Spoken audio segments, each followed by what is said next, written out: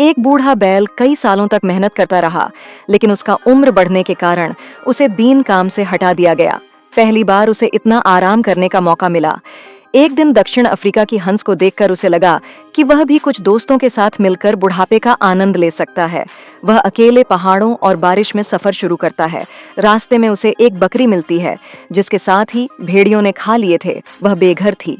बैल उसे अपने साथ चलने के लिए कहता है। पहले बकरी हिचकिचाती है, क्योंकि वह भेड़ों के झुंड से अलग जीवन की आदी नहीं थी, लेकिन बैल के समझाने पर वह नया जीवन जीने के लिए तैयार हो जाती है। सफर के दौरान तेज हवाओं और बारिश में उनकी मुलाकात एक जंगली स्वर से होती है, जो शिकारियों से बचने के लिए छिपने की जगह ढूंढ रहा था। बकरी उसे समझाती है कि अकेले रहना मुश्किल है और बैल के साथ रहने की सलाह देती है। स्वर भी उनके साथ शामिल हो जाता है। सर्दी का आगमन और निराशा, जल्द ही सर्दी आ जाती है। तीनों दोस्त कई दिनों तक बर्फ में चलते हैं, लेकिन रहने की कोई जगह नहीं मिलती।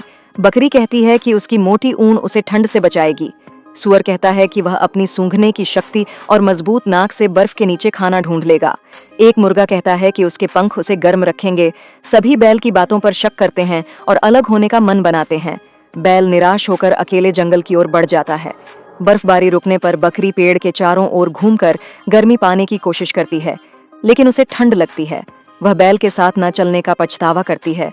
सुअर को भी बर्फ में खाना नहीं मिलता। इस बीच बैल जंगल में एक गर्म लकड़ी के घर में रह रहा होता है, जहां वह सूखी घास खाकर आराम करता है।